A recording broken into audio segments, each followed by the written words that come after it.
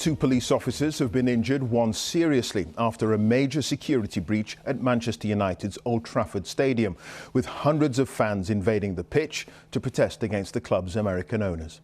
It meant one of the biggest games of the season against Liverpool had to be called off, the first time ever a Premier League match has been postponed due to the behaviour of fans. Outside the ground, supporters faced off against the police, claiming the Glazer family, which bought the club in 2005, has piled up debts and betrayed the fans by signing up to the now defunct European Super League.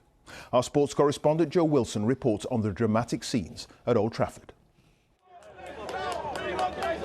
The concourse outside Old Trafford, where protesters were expected to congregate, to voice their continued opposition to the ownership of Manchester United by the Glazer family. Some protesters soon decided to go further and ultimately onto the pitch itself.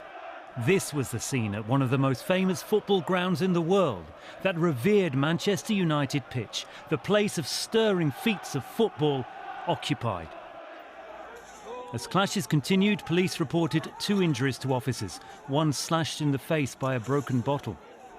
Meanwhile, some of those who'd stayed peacefully outside were leaving. As we're speaking outside the ground, there are lots of fans actually on the pitch. I mean, what? Yeah, got through. What do you think about that? It's a frustrating thing, because obviously, as fans, we want the best for our club. It's been from when we were young, watched it. It's been magical, you know, history that we've had, and people get so annoyed with it. Do you think the Glazers will be watching? I hope they are. To be honest with you, but if they haven't, they should be watching it online and everything. They'll know that supporters have been here and they've put everything on the table for them, so it's up to them now to decide, isn't it? Now, as we're speaking outside the ground, there are fans actually on the pitch. Do you approve of that? No, I don't approve of that.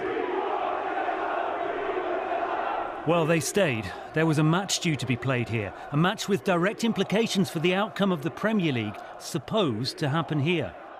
With protests continuing inside Old Trafford and also at the Manchester United team hotel, there was no way the game itself against Liverpool could be played.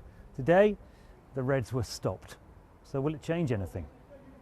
The direct response from the Premier League was a statement. Fans have many channels by which to make their views known, but the actions of a minority seen today have no justification, it read. Well, for 16 years, supporters have opposed the Glazers. For 16 years, they've believed the family is taking money out of their club. Fan power has been reignited by recent opposition to the European Super League. This anger runs deeper. Does it take something extreme for the Glazers just to notice? The pitch invaders, widely condemned, don't represent all Manchester United supporters, far from it. But the landscape of English football has changed. And these are the images viewed across the Premier League's global marketplace. Joe Wilson, BBC News in Manchester.